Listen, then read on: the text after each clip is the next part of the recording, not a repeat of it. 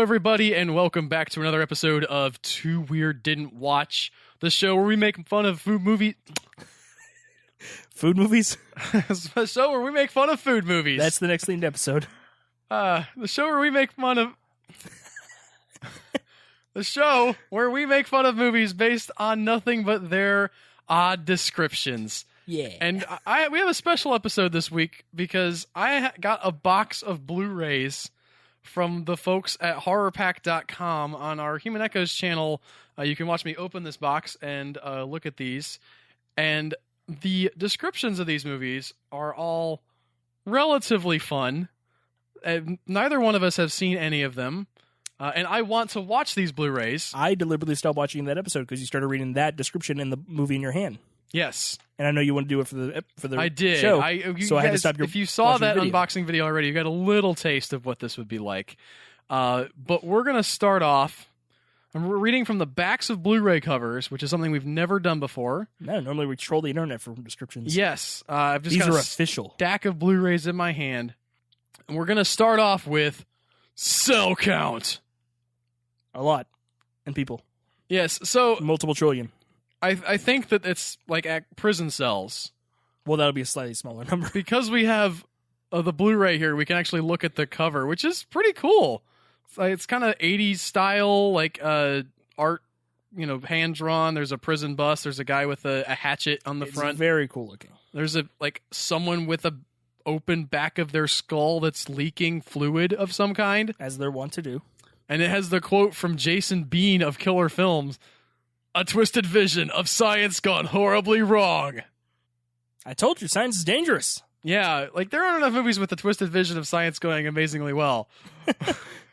Those are always the supervillains. Yes. It's like, yep, that's what I wanted. Death Ray. Mm-hmm. It's what's on the inside that counts. So maybe they are actual cells? I mean, thank you for that motivational speech there. Very short, to the point. I like it. Yeah, what does that have to... I guess that's the movie's tagline. It's what's on the inside that counts. You could have just stopped with the title. That makes me think it's literal cells then. But why are they in a prison? Make up your mind. It's not clever that it could be both. I know you think that it is, but it's not. Maybe there's a long drawn out scene where somebody talks about how the metaphorical similarities between the two. The cell wall holds in all the organelles. No, I don't think this movie is this smart. All right, fair enough. Russell Carpenter reluctantly admits his wife Sadie into an experimental treatment facility for her life-threatening disease. Were they not close? Yeah, why is he so reluctant to get her treated? If it's experimental, then maybe he's concerned it won't work, or it could do more harm than good. Possibly. While locked in this prison-like surrounding... Or that. They, along with 6 others, are unknowingly subjected to a cure. Why are they there if they don't know they're going to get cured? Why is he there? That's also a good question. That might just be worse than the disease itself. This adds more credence to my theory that he was worried about doing more harm than good. Don't know why he's there, and how is it unknowing if that's the reason they're there? Maybe he wasn't allowed to tell her? That, or maybe they didn't tell him, this could also kill you or turn you into a psychopathic zombie. It's we have a special experimental treatment for you. Oh, cool. It's going into prison. How is that going to help with my cancer? The placebo effect. Yeah, you really got to buy the placebo. It can't just be waving a card in front of your face and telling you it's going to work. It's got to be really intensive. You're cured. Cancer's gone.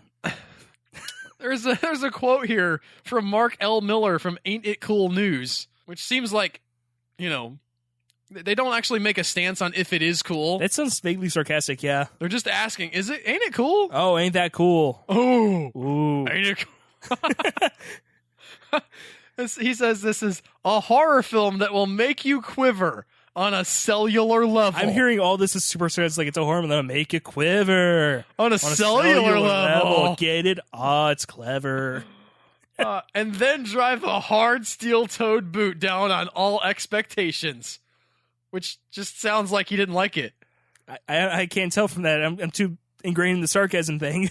Bob Rock of Almus Oscurus says, a shattering psychological thriller that constantly navigates between terror and visceral, pure science fiction.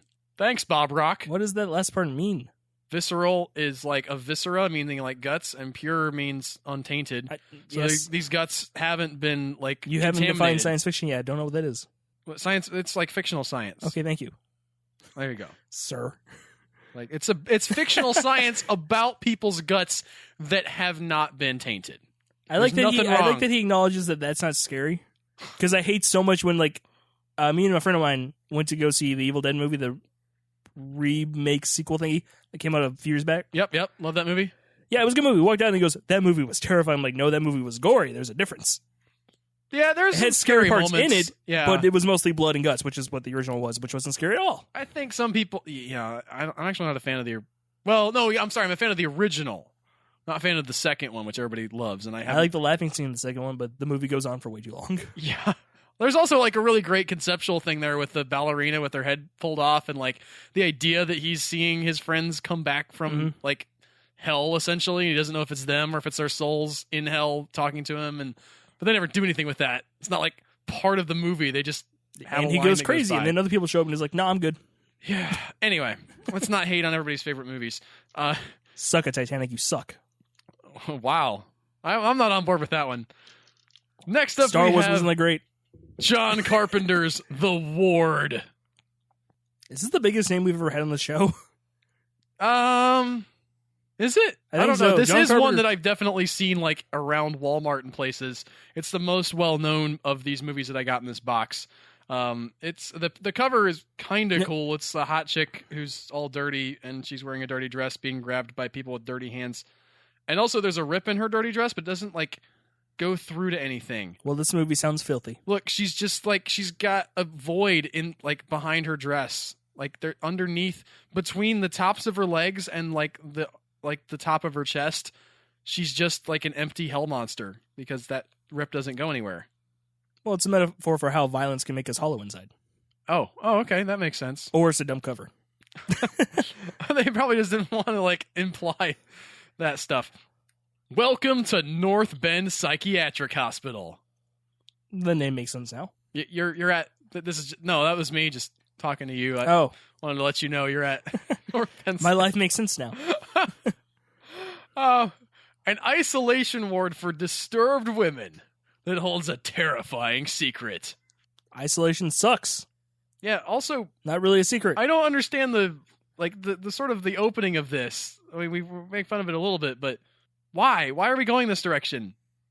Or it's We're not in North Bend Psychiatric Hospital. Are you saying that when we go to watch this movie, we will be inside of It's a concept movie that's like the first person scene from Doom, only it's the whole movie's first person. Oh, so it's we're meant to be like, seen with a they VR. cast Amber Heard, but they're like, listen, we're not interested in your hotness, Amber Heard. No. See, she's got a first person camera on the whole time, So you looks only in the see mirror her. a lot? Yeah, Okay. there's a lot of mirrors in this hospital. You know, they want to make sure everybody's okay. It's a concept movie. John Carpenter, he's creative like that. Kristen, a beautiful but volatile young woman, finds herself bruised, cut, drugged, and held against her will at the sinister asylum. So pretty standard for old timey asylums. Oh, you don't know how old-timey it is. And her dress looks fairly modern, so yeah. I'm looking at the people's, like, the sort of backgrounds of the DVD cover. I guess it could be somewhat old-timey. Now I'm looking at some of the equipment, and maybe it's supposed to be in the 50s, which would make some more sense. Yeah. Trying to gain control of her memory and figure out how she got there. Spoilers, she's probably crazy. Yeah. She doesn't have a memory anymore. And she's, like, acting up enough to have to get beat up and, like, drugged to stop her from acting out. Probably she's insane. Yeah.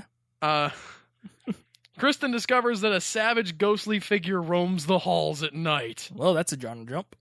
Yeah, or she's still crazy. Also that. Like, there's nothing that we've heard so far that couldn't be explained by you're She's a crazy crazy. person in a crazy asylum. If the end of the movie is just like, and she was crazy the whole time, I'm going to be seriously upset. Like, she eventually gets, I don't know, if it's in the 50s, she gets lobotomized.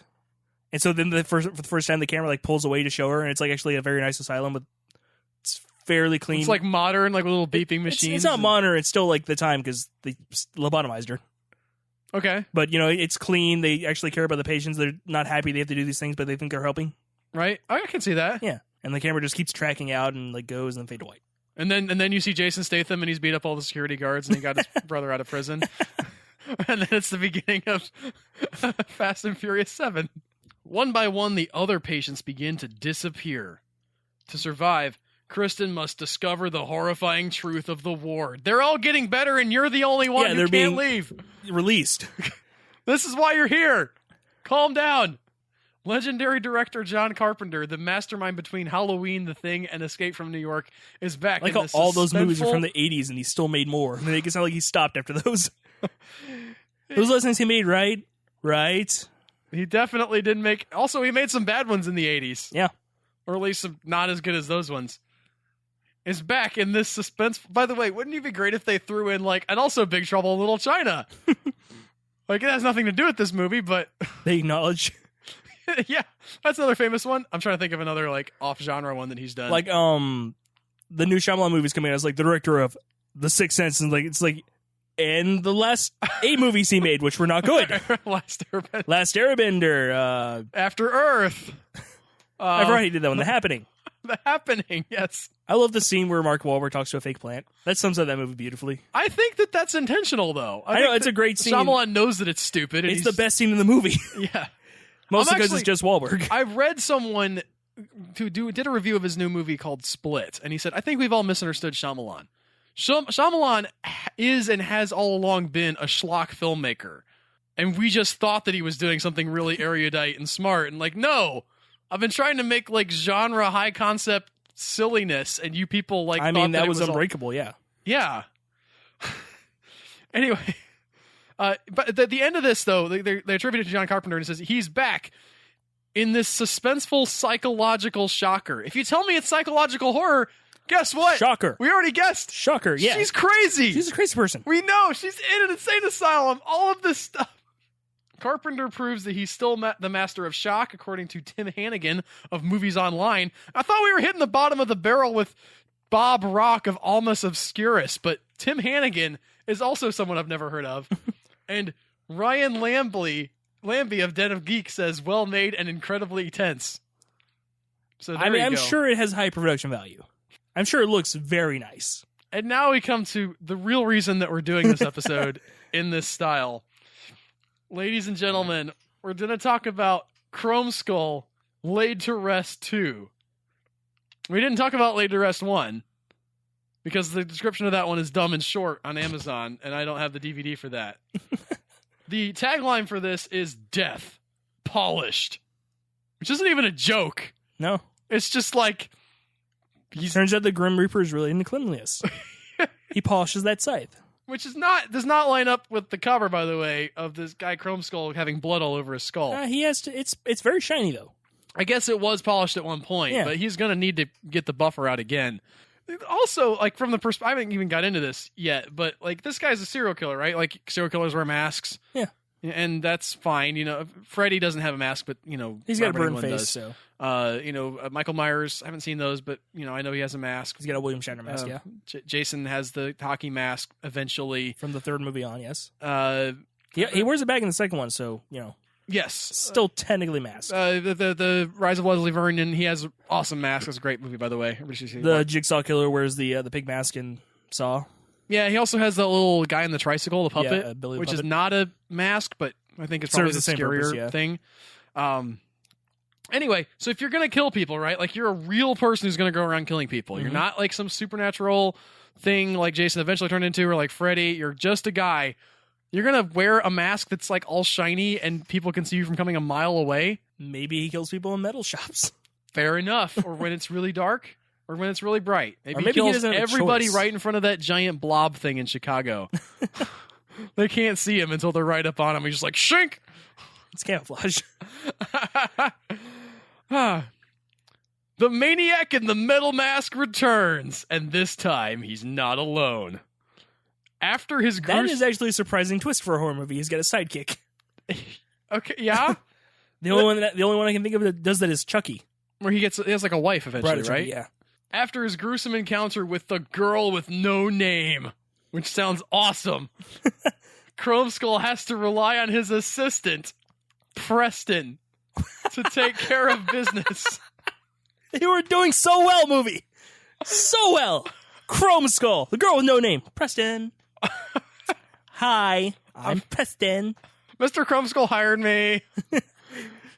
I thought I was really worried because the job market's terrible, and I'm right out of college. I with picture no Chromeskull as being like basically Jason but with a chrome mask.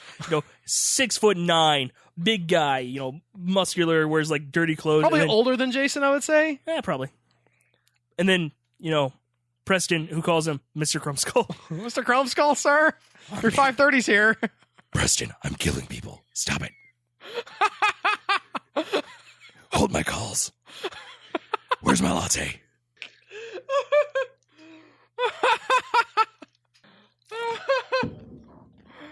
Preston does though, like he is really efficient with his like scheduling and stuff. He's like, you're due for your Tuesday 5:30 killing, or I don't know. I keep saying 5:30. It's about 5:30 here, I guess. You're due for your Tuesday 2:00. You can do it.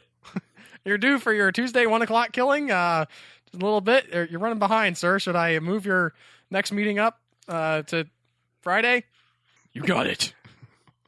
Preston, I'm Chromeskull Batman. Preston, I didn't know about you when I hired you. I thought, I'm going to be the first serial killer with an assistant. Other serial killers are going to think I'm weird. But now I realize that I'm a trendsetter. I'm just loving this concept. It's so much fun. I made fun of Preston at first, but now it's a great idea. It's like, sir, the girl with no name is calling. He's like, tell her I'm not here. I can't see her again. She defeated me in the first movie. It was super disappointing. Preston, I don't want anybody to know about that. You've been told me about my deep dark secret, Preston. Look. Tell her we'll do lunch. Next Tuesday. I can't do it right now. Okay. You made an appointment. He's like, okay, but what should I put down? She doesn't have a name, sir. Initials, I don't know. Okay. We got way off track on that. With a growing taste for bloodlust, Preston slashes his way from one gory mess to another. He's his apprentice. Yes. He gets on board. I prefer Preston being just his kind of very feminine secretary, basically. Right. But this works too, where he's training him to be a new serial killer. He could be both. Yeah. Mr. Chromeskull, I killed 3 new people over my lunch break. It's like Hannibal, but more fun. Does Hannibal have an assistant? Spoilers. Has proteges and stuff. Yeah. Okay. That's what I'm saying, that part. This is good. Not to be outdone, Chromeskull resurges with the massacre of his own that is nothing short of, quote, jaw-dropping insanity. Dread Central. So, he has his apprentice He gets... who starts murdering, and then he's inspired by his apprentice's ability, but wants to not let him get too big of his britches, so he shows him what a master does. Well, I think that he was he'd gotten away from his roots as he's a small business serial killer, right? And his business starts to grow and he has to hire on help and he starts just doing the management stuff and he realizes how much he misses being in the trenches and doing the actual killing. And he's like, what did I engineered my life to a point where now I don't have any of the things that I loved. I got so good at it, I've worked myself out of a job. I have to go back to the killing. Really pathos going on with Chromeskull here. So my dad is not a serial killer. I want to point that out there before I talk about this. Okay. He is a mechanic for Hewitt Power, and he has kind of the same problem where he gets so good at his job that now he's in charge of the other mechanics and he doesn't get to do any of the work and he's frustrated he has to go to meetings now. Promoted out of his skill set. Not that I don't know if he's any good at being a manager. I'm sure he is. Saying, he makes a lot of money. He's going to there is that saying years. of promoting people until they're not good at their job anymore. Yeah. Thomas Decker, Danielle Harris, and Owain Yeoman. They were going to say Owen Wilson for a second. He really liked this movie. Also star in the bloodiest sequel you ever see. I haven't Does it say will ever see? You will. So yes. So this is the most blood per second of any sequel. Not any movie, but any sequel. So we had are we sort of measuring by gallons or by how much of the screen is taken up with blood? Screen. Or maybe how many seconds are spent on the screen with blood? It's how much you see, so it would be how much covers the screen per time of the movie. I don't know who would measure that. I don't think this is I don't think that's verifiable independently. Guys, you have homework. Dread Central says best kills ever. That is a bold claim. And Chris Alexander from Fangoria magazine says, an ultra stylized abattoir. I was with Get out of here, Chris. I was with you up until that word. Packed so tightly with broken bodies and bloodshed that it's practically leaking stuff at the seams. See, that's all good until that one word, or except for that one word. What does abattoir even mean? I don't know. That's why I'm not Let's using ask it. Google. Okay, Google. What does abattoir mean? In my mind, Google calls you a Philistine. Oh, a slaughterhouse. Oh, okay. I think it probably would have been better to just say slaughterhouse. Yeah. Like, yes, it's several more syllables, but it's not the $10 word where the 5-cent one would do. Especially in this kind of movie. Especially in this kind of movie. I'm not trying to take shots at people who like these movies, but they're not going here for art house style words. They're definitely not. In a movie called Chromeskull. This is, by the way, the unrated director's cut. Yeah. Like, they had to cut some of the blood out for the other versions. Preston went too hard. He had too many appointments. Preston, the hero of time. Well, guys, that'll do it for this week of Too Weird Didn't Watch. Thank you for putting up with us in this slightly different edition of the show, but I wanted to watch these movies. So that's all about me, really. And if you like the show, tell your friends about it. Hit that subscribe button on whatever your favorite podcast player is. And we'll see you guys next week with another episode of Too Weird Didn't Watch. Bye, guys. Bye.